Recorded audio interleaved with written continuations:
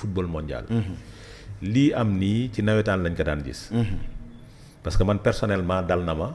avec l'ASC Ndiathiar sama koñ. de la Médina ñu dem football ak ASC Guy Salane. ba ñu demee ba gagné coupe bi ba dem ba jubilé ba def parade. ndeke Guy Salane dugal na réserve. gagné ñu ñëw jël coupe bi jox Guy Salane. donc li daloon ca jamono jooju dañoo jël xëpp ko suñuy dirigeant dañ ko xëpp dirigeant Ndiathiar yi parce que dañ naan dirigeant yi ñoo aayul dirigeant yi ñoo deful la ca war. donc lañ doon wax jamono jooju. moom la ñuy wax tey. parce que aussi soo demee di def recours. wala ngay def appel. da nga koy baser sur des articles ou bien sur des faits. parce que ñoom quand même article 82. ak article 83 84. 84. maintenant 82 la ñu visé. article 82. dafa ne. le comportement inacceptable. l'article 82 du règlement intérieur de la CAF identifie les infractions graves qui perturbent le déroulement d'une compétition. S'il applique à des situations telles que le refus de disputer un match. l'abandon ou le départ du terrain sans autorisation de l'arbitre. le refus de jouer. bañ a football. ba ñu sifflé. wala abandon. et refus amul abandon amul. maintenant li mu wax c'est important. refus et sans autorisation d'arbitre. foofu su loolu amee ci la ñuy utiliser. article 84 pour sanctionner la 3 buts d'écart. 3 buts à 0. tapis vert. mais ce que nous avons constaté ñun la finale. finale bi jeex na. tàkk. kan moo wane ni finale bi jeex na. arbitre bi. et les décisions arbitrales sont irrévocables. arbitre bi et elles sont définitives est-ce que tu sais que l'arbitre selon les textes. il avait 3 minutes pour siffler la fin du match. 3 minutes la amoon keroog ci finale bi pour siffler la fin du match. mooy moment bu joueur yi taxawee ci football il avait 3 minutes pour siffler la fin du match. il ne l'a pas fait. il est resté 10 minutes gars yi di négocier mu toog fi mu toog. parce qu'en grande partie il sait qu'il est fautif. yaa ngi comprendre. ñu woo joueurs yi ba joueurs yi dellu si. ñu tirer penalty bi mu reprendre le jeu. ñu tirer penalty bi mu raté ko. ñu dem prolongation Sénégal gagné. match bi jeex na. tàkk donc tapis vert mënu fa am. parce que la décision de l'arbitre. mooy siffler na fin du match. on ne peut pas revenir sur ce match là. parce que match boobu jeex na. les incidences yi fa am. kenn mënul considérer que match bi jeexoon na dañuy jàpp ni benn pause bu ndaw la woon rek. que dafa amoon incidence yooyu dem. donc sur cette base là. CAF dafa def lu ko neex. maintenant ce que la fédération doit faire. c'est d'aller au tribunal. arbitral sportif. mooy TAS. pour bind fa recours. jarul muy jël ay vidéo na jël le procès verbal du délégué du match. déposé. parce que dans le procès verbal du délégué du match. délégué du match bind na obligatoirement que am na incident certes. mais match bi jeex na.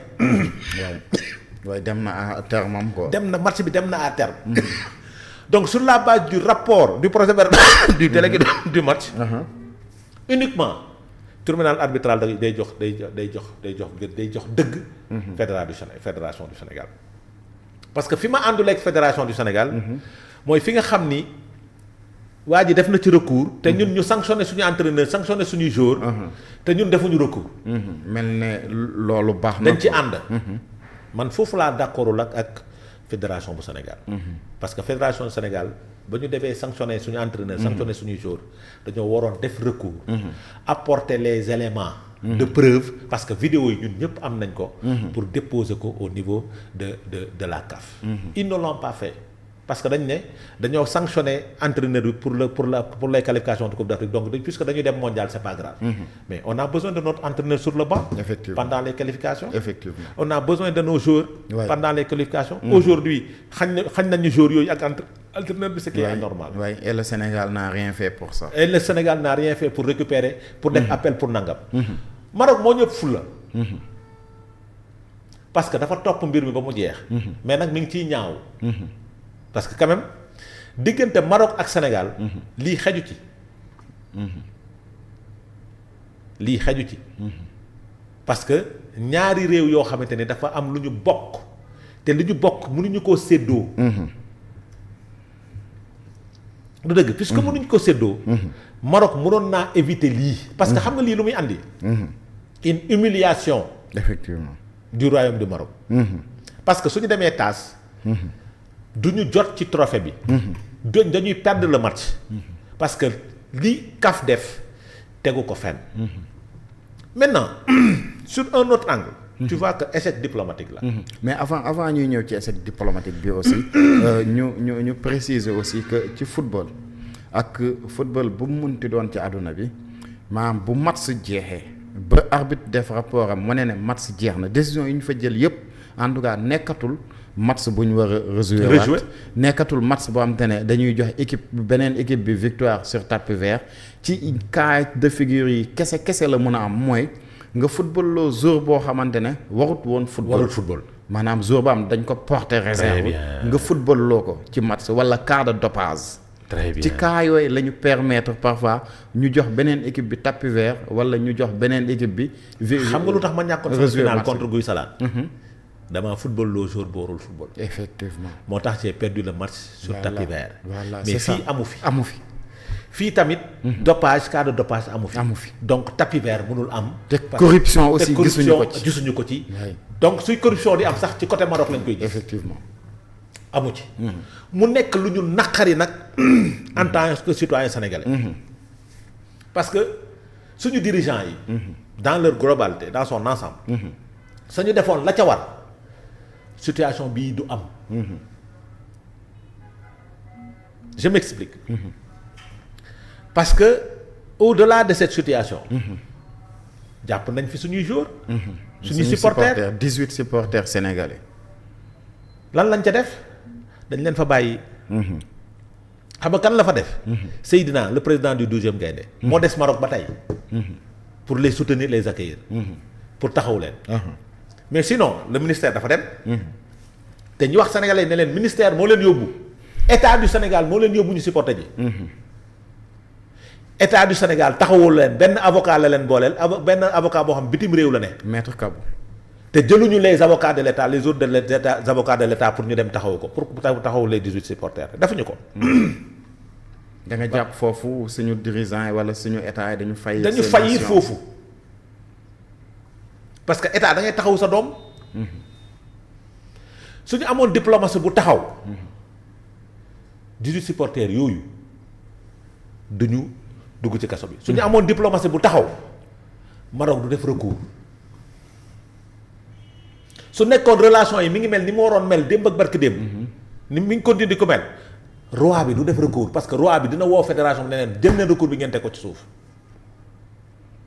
kon da ngay jàpp su ma la déggee bu baax comme ñu mel ne tey ñoom Ibou Fall le journaliste maa ngi koy déglu muy expliquer ba ne bu doon Abdoulaye Wade tey moo fi nekkoon président CAF du am fitu récupérer suñu coupe. ci Sénégal day mel ne moom li mu bëgg a wax mooy maam ñun suñu diplomatie tey moo doxul ni mu war a doxee. fonctionneetul dañuy yàpp au niveau international. te suñu yebee suñu au niveau international. suñu comportement la. bukki su yabooy ñay ca doxin bala. Sénégal kenn mësu ko yàpp sur le plan international. ak koo mënti doon nag. parce que jàpp nañ fi waa Y'en a marre. li ñu def moo gën a garaaw le 18 supporters yi def. kan moo leen libéré du Macky Sall kenn àtteewu leen. mooy fële ca Togo. ca Togo lañ leen andi. loolu fulla la ak personnalité. donc li nga xam ni moom moo fi am c'est parce que dañu yàpp suñu état présentement. pourquoi ñu yàpp suñu état nag suñu état moo ñàkkal fayda yenn relation yi ñu amoon ba pare prêter le flanc. comment.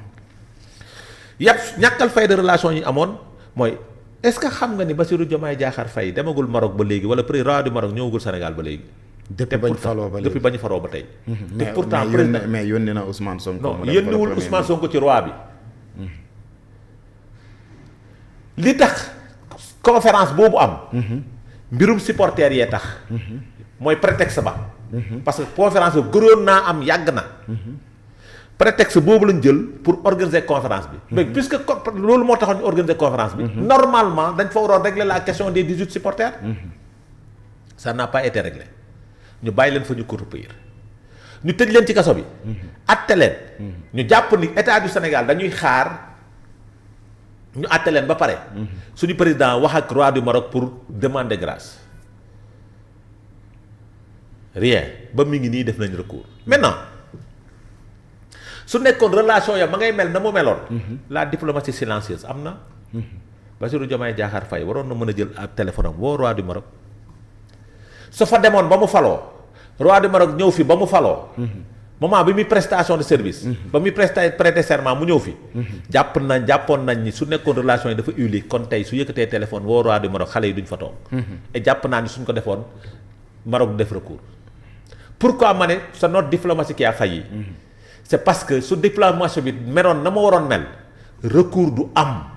d'accord diggante Sénégal ak Maroc parce que diggante Sénégal ak Maroc recours moo ci waroon loo am ak emprisonné ay supporters moo ci waroon am diggante Sénégal ay Maroc ki ñu war a ñi ñu war a tëj diggante Sénégal ak Maroc. mooy les grands bandits.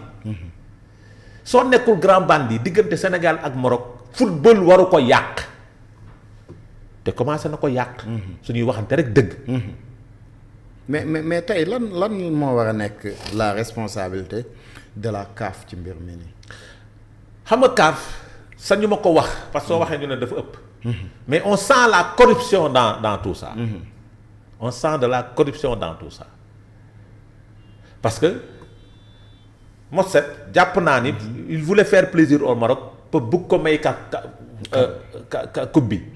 obligatoirement. soo xoolee sax. match yi nu mu demee ni mu doon yombee ci Maroc ba accéder en finale. jàpp ñu woon ni Sénégal la ñuy tase. et des fautes arbitrales. des fautes arbitrales lu ne on lui a donné beaucoup de facilité. ba loolu am. te yemu ko fi c'est le Maroc qui devait organiser la Coupe d'Afrique féminine. dañ ko renvoyé. Maroc dafa bokk ci participant ci mondial bi. ci pays yi organisé mondial bi ñëw 2030. daf ci bokk avec l'Espagne. te ñi ngi négocier Maroc accueillir la finale. te loolu yëpp li waral loolu c'est parce que peut-être on a un président boo xamante ni dafa jox bopp Maroc. c'est des lobbying. le président du FIFA dafa am lobby. Infantino dafa am lobby bu ñu toog. Motset dafa am nu mu taxawee. parce que dégg naa ñuy wax sax ni Motset dafa bëgg xaalis c'est quelqu'un qui est corrompu. c'est un corrompu. je n'ose pas le dire. parce que sañu ma def affirmation boobu. mais da ngay sentir ni am na loxo corruption bu bëggoon neexal Maroc pour yëkkati trophée bi jox ko. maintenant. ñàkk na match bi ci biir ñàkk na trophée bi ci biir match bi. vraiment. nga bëgg ko jaar ci buntu bii. lu ñaaw la sax. dafa ñaaw dafa salté. et c'est triste. loolu tax ma ne la Maroc li mu def waru koo. digganteem ak Sénégal. c'est comme si la Gambie porté woon réserve Sénégal quoi wala Sénégal porté réserve Gambie après un match de football. loolu su amee c'est parce que on n'a pas joué les relations diplomatiques entre les deux pays. Et là c'est le football qui perd en grande sorte surtout l'Afrique. c'est le football c'est-à-dire c'est le football qui perd et c'est l'image de l'Afrique qui est ternie. c'est l'image de l'Afrique moom la ñu ñaawal. parce que nag jàmbaar. une équipe qui s'est battue. defal nañu ko faveur. mu rey boppam ba gagné match bi. amul loo fexe amul loo deful pour mu ñàkk match bi. moom mu yàlla dogal mu gagné match bi. saa yi soo nee da nga koy retirer sa trophée da ngay wax lu la neex. soo nee da ngay retirer trophée bi ci moom da ngay wax lu la neex. da ngay wax lu la neex parce que mënoo ko. les Sénégalais doivent se mobiliser. te am na loo xamante ne ba ñu karam borom na koy fajal boppam gis nga fii. il faut menacer de ne plus participer aux compétitions de la CAF. parce que nag Sénégal mu bañ a participer ci compétition de la CAF défaitu CAF la. effectivement. est-ce que tu comprends. effectivement il faut menacer de ne pas aller à la coupe du monde. parce que man jàppoon naa ni fédération sénégalaise de football tey jii lay def conférence de presse. pour porter ces menaces là au niveau international. su boobaa les gens vont venir négocier avec lui. effectivement. parce que c'est une forfaiture qui est en train d'être faite. et c'est vraiment dommage. parce que football warul toll foofu. bu cette situation dal na dëkk yu bari. mais kenn musul arrêter match. kenn musul sanctionner day am ay sanctions pécuniaires rek. après ñu continuer. mais fii ni mu demee nii dafa ñaaw. mais te ñaaw na nag diggante Sénégal ak Maroc. le gouvernement du Sénégal quand même génnee nañ ci benn communiqué di demander quand même pour ñu ubbi ay enquêtes internationales pour soupçon de corruption ci mbir moom. xam nga le gouvernement du Sénégal li muy